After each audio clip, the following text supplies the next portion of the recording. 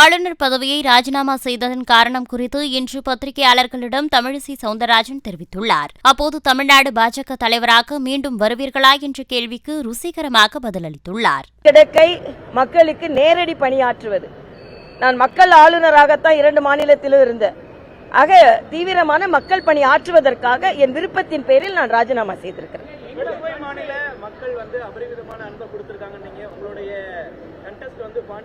இல்ல, நான் இப்போ என்னோட ராஜினாமா முதலில் ஏற்றுக்கொள்ளப்பட வேண்டும். அதற்கப்புறம் எனது வருங்கால திட்டத்தை உங்கள்கிட்ட நேரடியாவே நான் தெரிவிக்கிறேன். இப்போ நான் ராஜினாமா செய்திருக்கிறேன், மக்கள் பணிக்காக செய்திருக்கிறேன் என்பது உண்மை.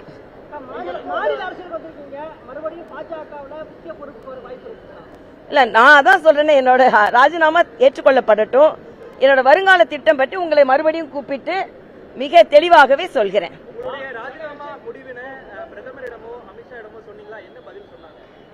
இல்ல, அவர்களுக்கு சொல்லிவிட்டு தான் நான் என்னோட ராஜினாமாவை மேற்கொண்டேன். அதனால இல்ல, அவர்கள் உங்களுக்கு விருப்பமான, அவங்களுக்கு எப்பவுமே தெரியும் எனக்கு என்ன விருப்பம் என்று. விருப்பத்திற்கு அவர்கள் தடை விதிக்கவில்லை, அவ்வளவுதான்.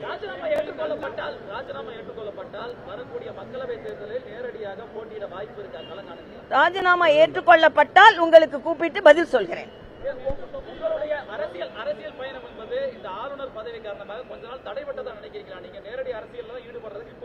இல்ல, தடைப்பட்டதா என்னைக்குமே நினைக்கல. நான் எனக்கு இன்னும் கொஞ்சம் அனுபவம் கிடைத்தது நினைக்கிறேன்.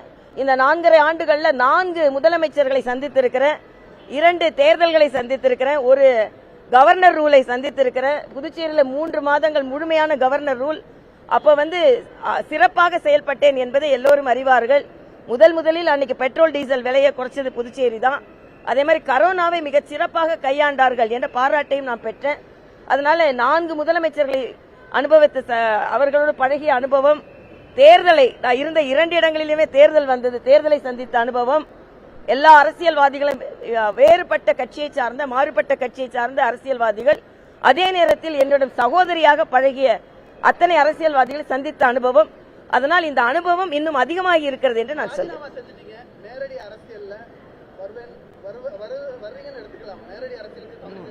நிச்சயமா அதுக்காக தான் நேரடியாக நேர்மையான அரசியலுக்காகவும் வருகிறேன் என்பதைத்தான் நான் தெரிவிக்கிறேன். இல்ல, எனக்கு இன்னும் ராஜினாமா ஏற்றுக்கொள்ளப்படணும். அதுக்கப்புறம் எனது வருங்காலத்தை நான் திட்டமிடணும். அதற்கப்புறமா தான்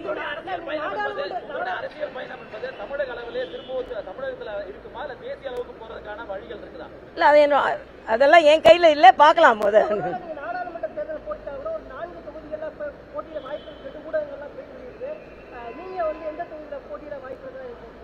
ஊடகங்கள் நீங்கள்லாம் தானே வெளியிடுறீங்க, அதை அலசி ஆராய்ங்க, அப்புறம் நான் சொல்றேன். என்ன பொறுத்த வரைக்கும் நான் அப்படி எதுவுமே இப்ப ராஜினாமா செய்திருக்கிறேன், அவ்வளவுதான். கட்சி சார்ந்த எந்த விவாதமும் வரல, கட்சி சார்ந்த எந்தவித நடவடிக்கையும் இல்ல. அதனால ராஜினாமா ஏற்றுக்கொள்ளப்பட்ட பின்பு எனது வருங்காலத்தை திட்டமிடுவேன். அப்பொழுது கட்சி சார்ந்த திட்டத்தை உங்களுக்கு நான் அறிவிக்கிறேன். புதுவை தெலுங்கானா மாநிலங்களில் இருந்திருக்கிறோம். இப்ப நேரடியா மீண்டும் மக்கள் அரசியலுக்கு வரும்பொழுது தமிழகத்துல மக்களுடைய ஆதரவு உங்களுக்கு எப்படி இருக்கும்னு நினைக்கிறீங்க? நிச்சயமா எனக்கு ஆதரவு இருக்கு. ஏற்கனவே எனக்கு ஆதரவு கொடுத்த மக்கள் தான் இன்னும் அதிகமாக ஆதரவு இருக்கும். ஏன்னா நான் இன்னும் புதுச்சேரியில எனக்கு இன்னும் 2 வருடம் இருக்குது, தெலுங்கானால இன்னும் 6 மாதம் இருக்குது. எல்லாருமே ராஜினாமா செஞ்சு இவ்வளவு வசதியான வாழ்க்கையை விட்டுட்டு மறுபடியும் நீங்க அரசியலுக்கு போறீங்களான்னு எல்லாரும் கேட்டாங்க. உங்களுக்கு தெரியும் ஆளுநரின் வாழ்க்கை முறை எப்படின்னு, மிக மிக வசதியான வாழ்க்கை முறை. அதை விட்டுட்டு மக்களுக்காக வருகிறேன் என்றால் மக்கள் எனது அன்பை புரிந்து கொள்வார்கள்.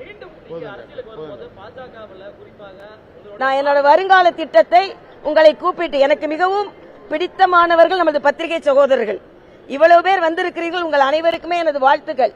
எனது அன்பர்கள் பத்திரிகை சகோதரர்கள், இவர்களை பார்த்தோன்னே எனக்கு ஒரு புத்துணர்ச்சி வந்துவிட்டது. ஏற்கனவே நான் புத்துணர்ச்சி உள்ளவர் தான். ஆக இந்த புத்துணர்ச்சி பல சாதனைகளை படைப்பதற்கு இறைவன் அருளால், நான் ஏற்கனவே சொன்ன ஆண்டவன் அருளாலும் ஆண்டு கொண்டிருப்பவர் அருளாலும் முடிவுகள் எடுப்பேன் என்று. இந்த ஆண்டவனின் அருளும் கிடைத்திருக்கிறது, ஆண்டு கொண்டிருப்பவரின் அனுமதியும் கிடைத்திருக்கிறது. பின்பு எனக்கு என்ன வேணும்? நன்றி. செய்திகளை உள்ளது உள்ளபடி தெரிந்து கொள்ள ரெஃப்ளெக்ட் நியூஸை சப்ஸ்கிரைப் பண்ணுங்க.